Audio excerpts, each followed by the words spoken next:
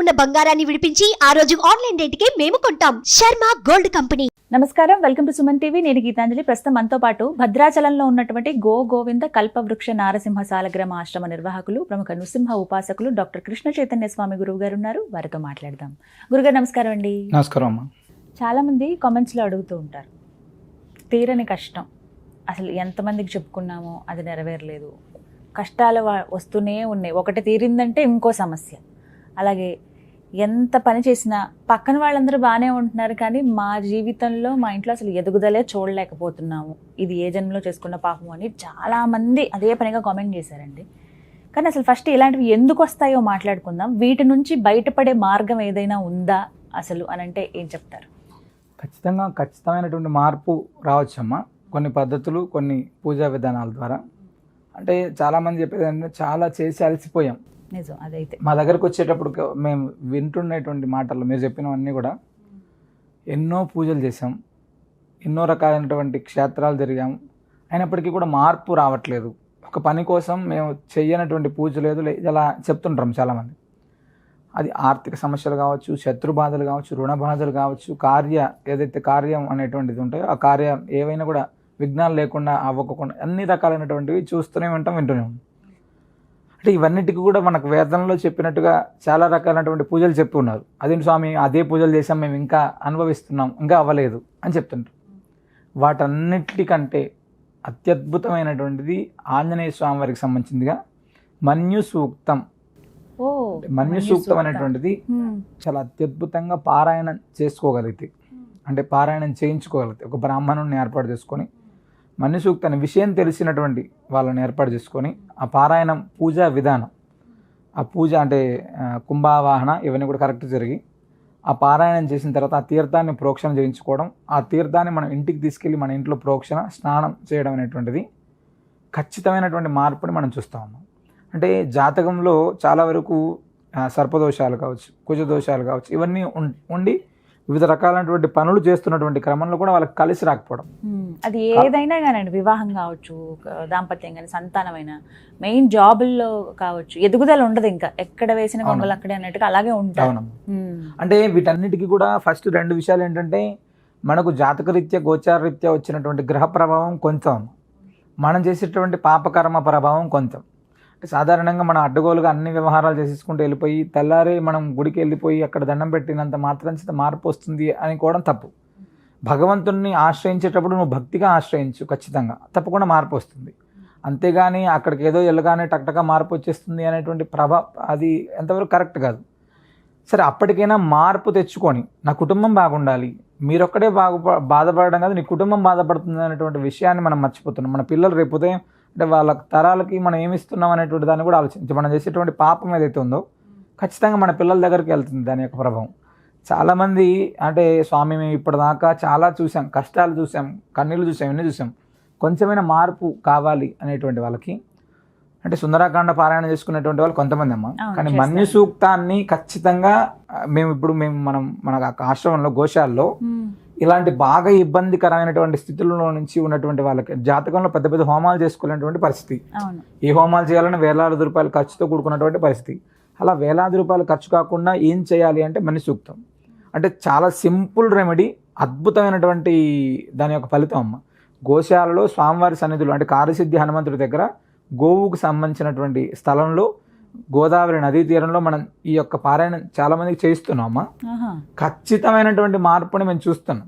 అంటే అతి తొందర కాలంలోని ఈ తెల్లారి చేయంగానే అద్భుతం జరుగుతుందని కాదు, కానీ వాళ్ళు సంవత్సర కాలాల నుంచి ఇబ్బంది పడుతున్నటువంటి చాలా సమస్యలకు పరిష్కారం అనేటువంటి ఖచ్చితంగా వస్తుంది. రోజుల వ్యవధిలోనే చూడొచ్చమ్మా. అలాంటిది అంటే మనం ఇంట్లో చేసుకోవచ్చు ఆ పారాయణం, ఎవరితోటి బ్రాహ్మణుని ఏర్పాటు చేసుకుని ఇంట్లో కూడా పారాయణం చేసుకోవచ్చు. ఇంట్లో బాగా అశాంతి ఉంది, ఖచ్చితంగా ఇంట్లో పారాయణం చేసుకోవచ్చు. లేదు అక్కడ స్వామివారి సన్నిధిలో గోశాలలో చేసుకోవచ్చు, అక్కడ తీర్థం తీసుకెళ్ళి మన ఇంట్లో ప్రోక్షణ చేసుకోవచ్చు. ఇవన్నీ కూడా చాలా ఉపయోగకరమైనటువంటిది. అంటే మన్యు సూక్తం అనేటువంటి దాన్ని ఏంటి స్వామి అంత విశేషం ఏంటి అంటే హనుమంతుల వారికి ఆంజనేయ స్వామి వారికి సంబంధించి ఆ పేరు ఆయనకు సంబంధించింది అమ్మ. అంటే మనకు మధ్వ సాంప్రదాయంలో అంటే సాధారణంగా ముఖ్య ప్రాణదేవరు అని చెప్తారు ఆయన్ని. మన ఆంజనేయ స్వామి వారిని ఎలా అయితే ఉంటే వాళ్ళు మధ్వ సాంప్రదాయంలో చాలా విశేషంగా మన్యు సూక్తంతో పూజా కార్యక్రమాలు ఇవన్నీ కూడా చేస్తారు. అది వైష్ణవ సాంప్రదాయంలో కూడా చాలా వైభవంగా జరుగుతుంది. ఇప్పుడు స్మార్త సాంప్రదాయంలో కూడా మన్య సూక్తానికి సంబంధించినటువంటి పూజా విధానం ఇవన్నీ కూడా ఉన్నాయి.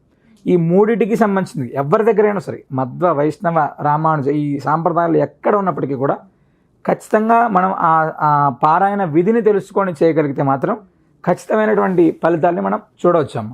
ఋగ్వేదంలో అంతర్గతంగా ఉంటుంది ఇది. ఖచ్చితమైనటువంటి అంటే శత్రు బాధ మనకు ఉంది మన్య సూక్తం, రుణ బాధలు ఉన్నాయి నార్మల్గా. అసలు ఈ పనిని మనం ఎంత ప్రయత్నం చేసినా అవ్వట్లేదు. అది ఇల్లు కట్టుకోవడానికి కావచ్చు, ఇల్లు కొనుక్కోవడానికి కావచ్చు, లేదా మనం ఏదైనా ఒక పనిని ప్రారంభం చేసినా అది ముందుకు తీసుకెళ్ళట్లేదు. అంటే చాలామంది ఒక ఇల్లు కొనడానికి కట్టడానికి తిరుగుతూనే ఉంటారు, లేదా ఒక స్థలం కొనడానికి తిరుగుతూనే ఉంటారు, లేదా ఒక పని కోసం తిరుగుతూనే ఉంటారు. ఇవేమీ అవ్వట్లేదు. ఒక్కసారి పారాయణం చేసుకో. జాతకంలో ఉన్నటువంటి అనేక రకాలైనటువంటి సమస్యలకి ఇది పరిష్కారంగా ఉపయోగపడుతుందమ్మా. ఖచ్చితంగా మంచి మార్పు ఉంటుందమ్మా.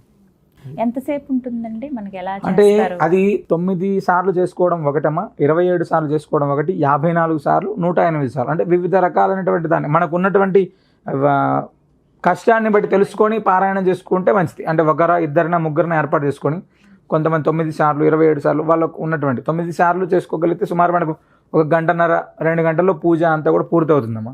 ఇంకా అలా కాకుండా పెరుగుతుంటుంది. అంటే బ్రాహ్మణులను పెట్టుకొని అది చేసుకోగలిగితే ఖచ్చితమైనటువంటి ఫలితాన్ని మనం చూడవచ్చమ్మా. మనకు ఆంజనేయ స్వామి వారి దగ్గరికి వచ్చేటప్పటికి మనందరం కూడా శాస్త్రం ఏం చెప్తా అంటే మనం ఎక్కడైనా ఉండు, ఏ ప్రాంతంలో అడవిలో ఉండు, ఎక్కడైనా ఉండు, ఆంజనేయ స్వామి వారికి సంబంధించి మనకు బాగా భయం అనిపిస్తుంది. ఒక చిన్న పుల్ల, ఒక చిన్న కర్ర, ఒక రాయి ఏదైనా తీసుకొని దాన్ని ఆంజనేయ స్వామి వారిగా భావించి మనం ఆంజనేయ స్వామి వారికి మంత్రాన్ని జపం చేస్తే ఆ ప్రాంతం అంతా కూడా హనుమత్ తత్వం వచ్చేస్తుందంట. హనుమత్ తత్వం వచ్చేసి మనల్ని రక్షిస్తూ ఉంటుందంట. అంటే మన భయాన్ని బయటికి పంపించేస్తుంది. అంత గొప్పది హనుమత్ తత్వం. అంటే అందుకే ఆంజనేయ స్వామి వారి యొక్క ఆరాధన చేస్తే భయాలు అనేటువంటి దగ్గరికి కూడా రావమ్మ. శత్రు బాధలు, రుణ బాధలు, పిశాచాది గ్రహ బాధలు కావచ్చు, రాక్షస బాధలు, ఏవైనా సరే మనకు వేదంలోనూ శాస్త్రంలో చెప్పేది నృసింహస్వామి వారిని, ఆంజనేయ స్వామి వారిని, వీళ్ళిద్దరిని కూడా చాలా వైభవంగా ఇలాంటి ఆరాధన చేస్తే ఖచ్చితంగా నృసింహస్వామికి మన కల్పవృక్ష నరసింహస్వామి వారి యొక్క ఆశ్రమంలో జరిగేటువంటి అత్యద్భుతమైనటువంటి విశేషం ఇదమ్మా. ఎందుకంటే మనం ప్రతి మంగళవారం స్వామివారికి మన్య సూక్తంతో అభిషేకం చేస్తాం. ప్రతి మంగళవారం స్వామివారికి మన్య సూక్తంతో చాలా విశేషమైనటువంటి పూజ అభిషేకం జరుగుతుందమ్మా. అక్కడ ఉన్నటువంటి కార్యసిద్ధి హనుమంతుడికి కూడా ప్రత్యేకంగా మన్య సూక్తంతో పూజా విధానం అంతా కూడా ఉంటుంది. అది మన్య సూక్తానికి ఉన్నటువంటి గొప్పతనం. ఎవరైనా ఇలా చేయించుకోవాలి అని అనుకుంటే గురువుగారు తప్పకుండా పారాయణం చేయించుకోవాలనుకుంటే ఎప్పుడైనా 365 రోజులు తెలుసుకొని అడిగి వస్తే మరి మంచిది. లేదు మేము చేయించుకోవాలి అనుకునే వాళ్ళు ఏ రోజు వచ్చినా కూడా అక్కడ అర్చక స్వాములు ఉంటారు. చాలా అత్యద్భుతంగా చేసేటువంటి వేద పండితులు ఉన్నారు మన దగ్గర. చాలా వైభవంగా చేస్తారమ్మా. ఆశ్రమాన్ని ఒకసారి సంప్రదించి వస్తే సరిపోతుంది. ధన్యవాదాలు గురుగారు.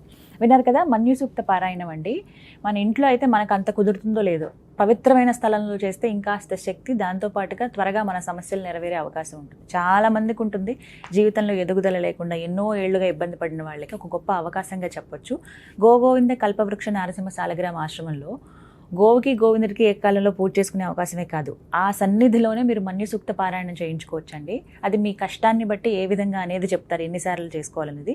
ఇది మన ఇళ్లలో సాధారణమైనంత వరకు కుదరదు. ఇటువంటి పవిత్ర స్థలంలో చేసుకుంటే బాగుంటుంది. కాబట్టి నేను స్క్రీన్ పైన ఆశ్రమం అడ్రస్ అలాగే నెంబర్ కూడా ఇస్తాను. ఎవరికైతే అవసరమో వాళ్ళకి వీడియో పంపించండి. లేదు మీరే ఇలా చేయించుకోవాలనుకుంటున్నాం అంటే కనుక కాల్ చేసి ముందుగా వివరాలు కనుక్కుని మీకు కుదిరినప్పుడు కావచ్చు, ఏ రోజు మంచి రోజు ఆ రోజు కనుక్కుని వెళితే కనుక పారాయణ చేసుకోండి. స్వామివారి అనుగ్రహాన్ని పొందండి. ఇది వాళ్ళ వీడియో. నమస్తే.